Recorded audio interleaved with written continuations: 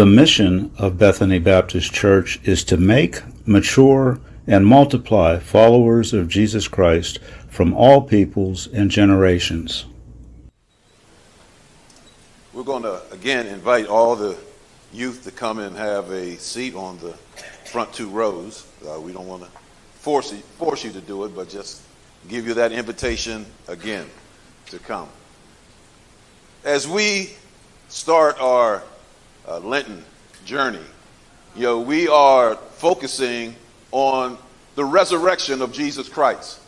And that's one of the main events in the Christian church, is the resurrection of Jesus Christ. So for the next several Sundays, we're going to be focusing on the resurrection, the road to the resurrection, the road to that day that we celebrate Jesus Christ and him rising from the dead. And we're going to specifically be looking at Hebrews chapter 11, the faith chapter. So the title of our series is A Faith Journey to the Resurrection in Hebrews chapter 11. Now I have a question that I want to ask. We're going to be talking about faith. We're going to be talking about the road to the resurrection. What is the biblical definition of faith? In the Christian church, we hear a lot about faith. Young people hear a lot about faith. They say you got to have faith. You got to have faith in this. You got to have faith in that. But what is faith? What is the definition of faith? And in Hebrews chapter 1 and verse 11, we have the biblical definition of faith. Look at this biblical definition. Now, faith is the substance of things hoped for, the evidence of things not seen. Let me read that again.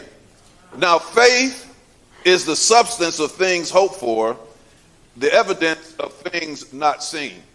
Now, that's a good biblical term. But let me put it in terms that we can understand. Faith stands in the place of the thing hoped for and the thing not seen. So let me make it even more simpler. If you go to the next slide.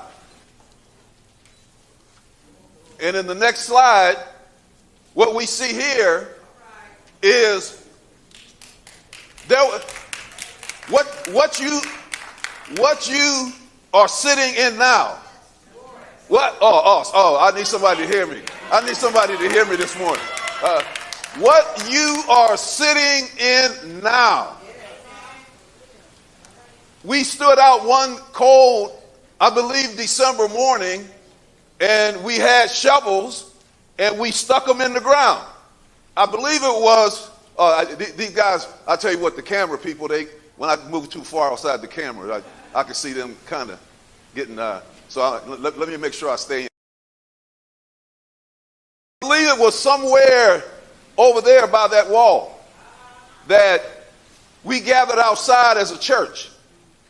And we broke the ground by faith, believing that God had a building that he wanted us to build. Now, faith is the substance of things hoped for, the evidence of things not seen. When we stood there that day, all we had was faith. There was no building there. We just stood there by faith. Now, early on, we passed out a picture of the building, and we asked people to pray about it. Now, I'm going to tell you this. This might not be the most edifying thing to say on a Sunday morning, but I had this picture right here in my bathroom. I also had it on my kitchen refrigerator. So I realized that we didn't have the church. But every time I saw that, I never forgot that this is what we were hoping for. This picture right? This picture was the substance of things hoped for. This picture was the evidence of things not seen. That's faith, brother. That's faith. That's faith.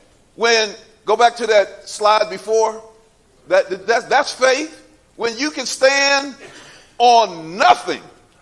Woo! When you can stand on nothing and see it come to pass. That you guys are sitting in what we had faith in. And then it was sometimes later that I actually passed out another picture, and we had, oh, check this out. This is good, right? Right. You know, we had the finances to put up the shell. Right? Y'all remember that, right? We put the shell up. And all we had for about 2 years was a shell. And we weren't moving. You know, we needed to raise some more finances and get things going. Right? So I asked Deacon Boston to give us a rendition of what it would look like once it's finished on the inside. Now, this is not what we're sitting in now, but it's almost like it. And so we put the picture and we gave it to the saints to pray so that they could see what they were praying for. Now faith is the substance of things hoped for, the evidence of things. That's all we had, was a vision, was a picture. And I know y'all getting tired of hearing me say this, but what you're sitting in today is the substance. What you're sitting in today is the evidence of things that we had faith in years ago.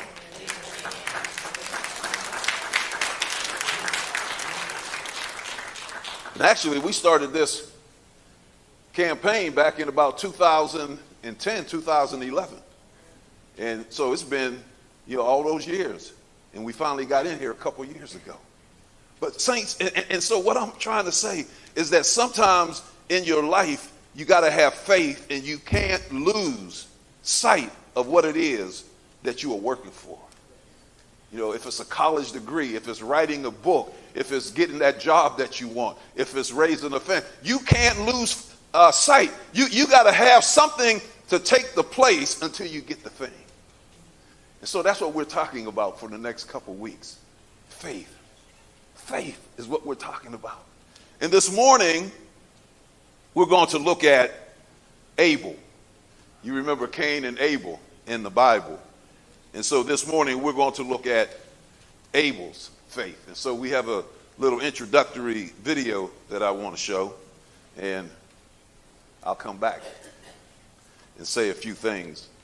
And then we'll be done on this Youth Sunday. The story of Cain and Abel begins right after Adam and Eve sinned in the Garden of Eden. Because they ate the fruit that God commanded them not to eat, sin entered the world and cursed God's perfect creation. Adam and Eve could no longer stay in the garden and now had to live in the world, which was a much harder place to live in. The ground produced thistles and thorns, which made it harder for them to farm for food. Pain, suffering, and death were now a part of life. It was after Adam and Eve left the garden that they had 2 baby boys. The oldest was named Cain, and the youngest was named Abel. When they grew up, Cain became a farmer and worked the ground, and Abel became a shepherd and took care of sheep.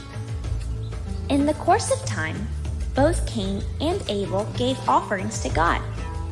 Since Cain was a farmer, he brought God some of the produce of the land. Except he didn't bring the best. He kept the best of his crops for himself, instead of giving it to God.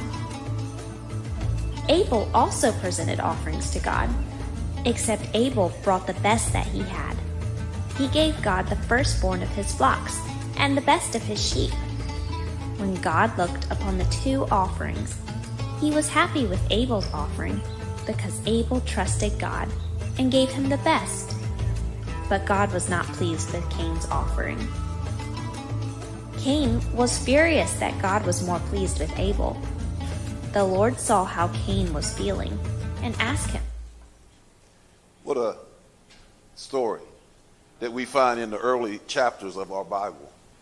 That there were two brothers, and they made an offering to God. One made an offering of vegetables, and the other one made an offering of a lamb or a sheep or some type of animal.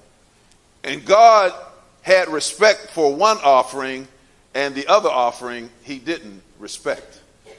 And as a result of Abel's offering, we fast forward to the New Testament, and Abel is mentioned in Hebrews 11. We call Hebrews 11 the Hall of Faith. And the people that got into Hebrews 11 got there because they did some great act of faith. And so it was Abel. You just saw the story.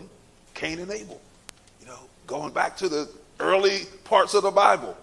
You saw the story and what they offered and what they brought to God. And God had respect for Abel's offering. And so we're going to look at Abel this morning.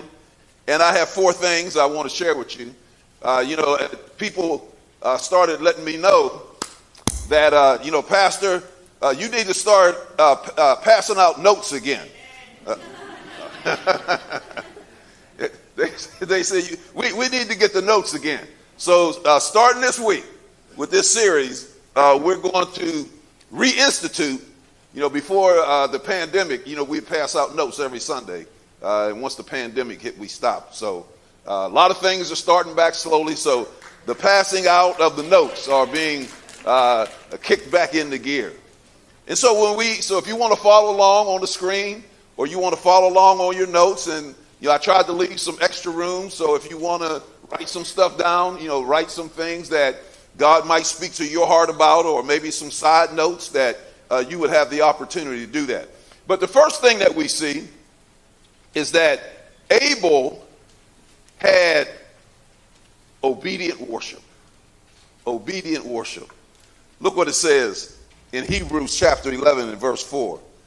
By faith, Abel offered unto God a more excellent sacrifice than Cain. Wow. Wow. He offered a more, here, two brothers. They both are coming to bring an offering. And the Bible says that Abel offered unto God a more excellent sacrifice than Cain.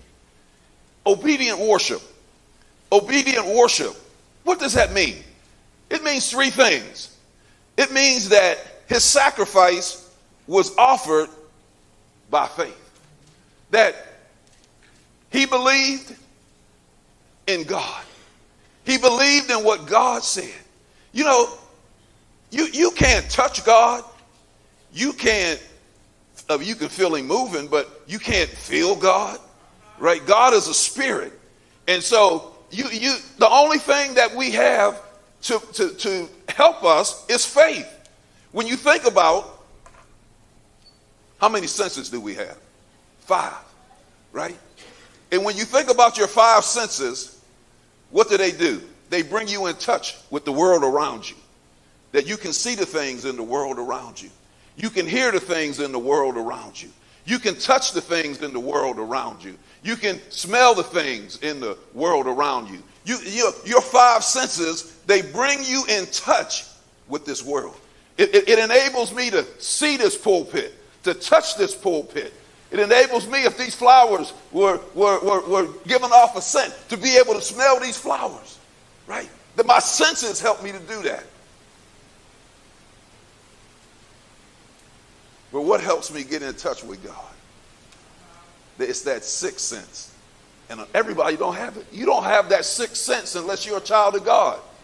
And the 6th sense is faith. Faith helps me to experience God in all his fullness.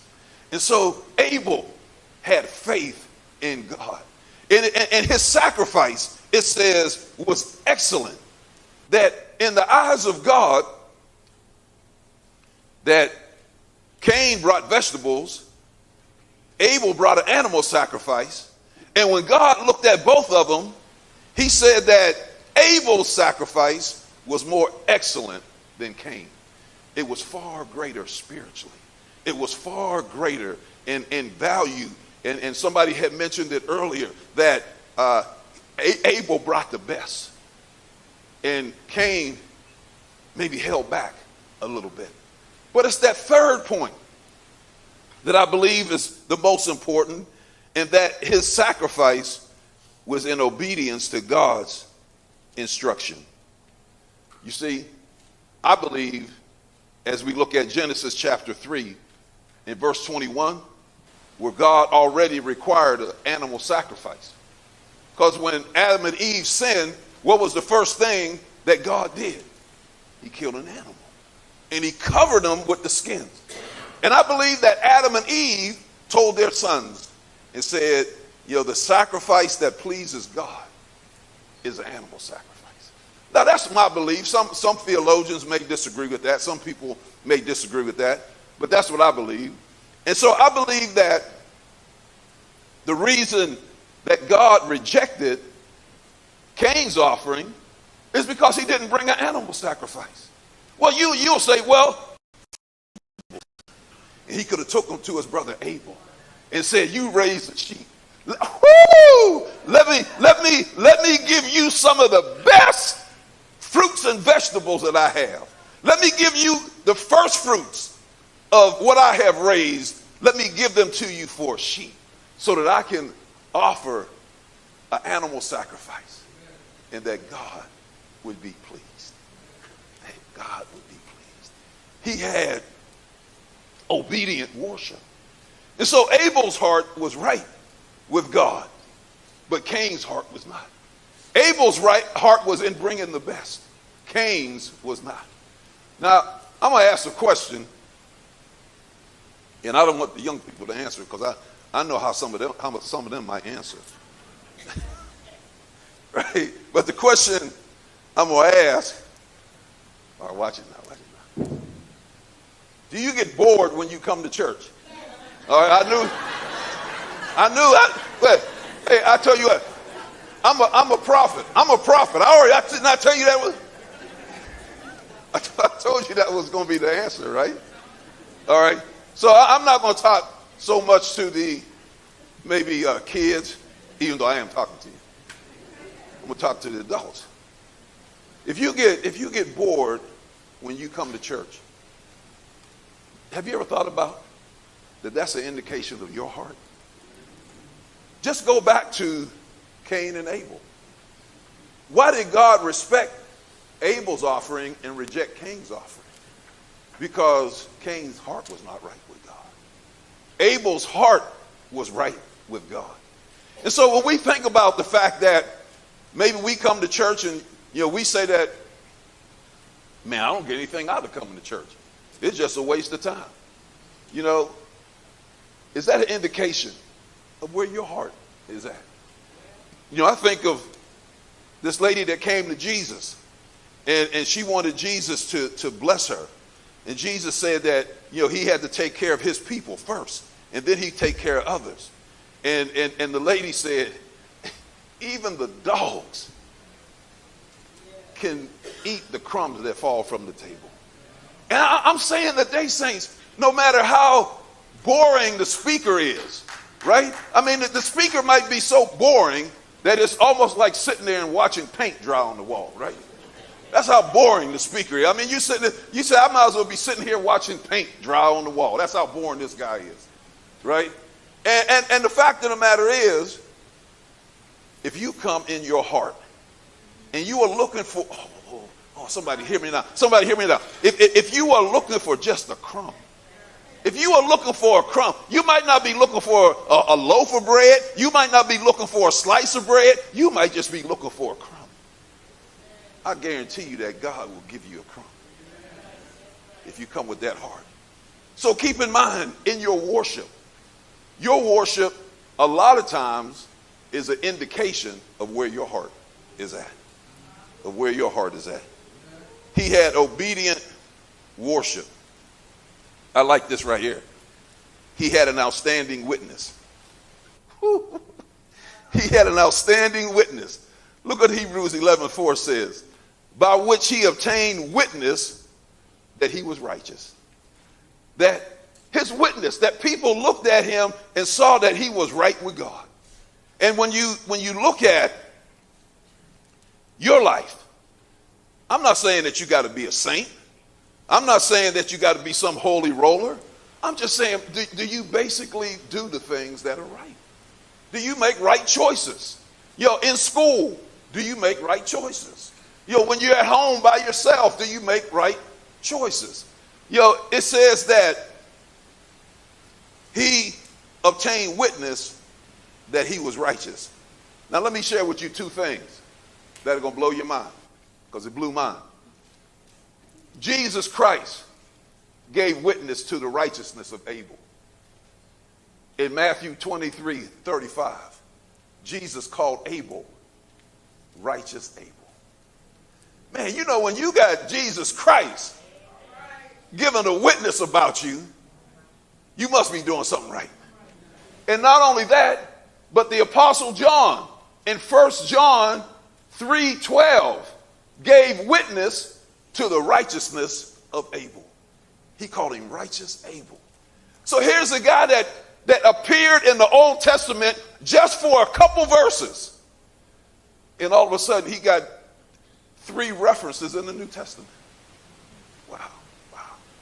I heard a story about a policeman. And he followed this car. And he put the sirens on. And the person was trying to figure out why the police was following them. And so they pulled over, and the police came up, and they said, "Officer, why are you following me?" He said, "Well, let me see your license and your registration." And he looked at it, and it all checked out. He said, "Oh, I was just checking it out." He said, "Because I thought this car was stolen." "Well, why did you think it was stolen?" "Well, because on the back of your bumper, it said, 'Honk if you love Jesus.' But I saw you when somebody pulled in front of you, you gave them the middle finger. So I thought the car was stolen." Are you giving indication of your righteousness? Who's giving witness to your righteousness? That policeman did not give witness to that person's righteousness, but actually gave witness to the fact that the person was doing something wrong. Let me move on to my third point. And my third point is this. Abel had an omnipotent word. Wow. This is powerful, man. This is powerful. Look what it says here. God testified of his gifts. God testified. Isn't it something when God, somebody might say, "Well, I want my pastor to testify about me," or "I want the deacon," or "I want my parents to testify." And it's all good when people can testify, but when you got God saying a word for you, when God says, "Have you considered," and I'm just going to look at these guys sitting here on the front row, right? If you consider my man, my girl, right? Have you considered them? Man, they are living such a righteous life. Have you looked at their life? God put Job on Front Street. When the devil showed up, God said, "Have you considered my servant Job?" Man, when you got God testify, and Abel was so righteous and he had so much faith that God testified about him. So, this is where your notes come in, right? This is where your notes come in handy, right? Abel had an obedient worship. Abel had an outstanding witness. Abel had an omnipotent word. And then finally we see Abel had ongoing worth. he had ongoing worth. It says, as we hit this last point, and by faith, he being dead still speaks. The man is dead and gone. He's dead, but he's still speaking. What a powerful testimony. He had ongoing worth.